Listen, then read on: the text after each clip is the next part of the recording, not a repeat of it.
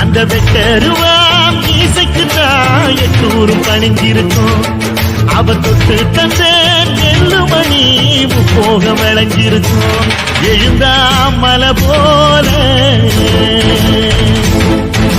நடந்தா நதி போல இங்க நடமாடும் சூரியனை விட்டு பொங்க வைப்போம்.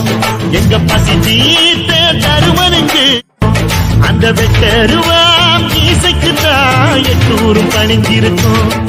அவ தொட்டு தந்த நெல்லுமணி முப்போக விளைஞ்சிருக்கும். எழுந்தா மலை போல நடந்தா நதி போல இங்க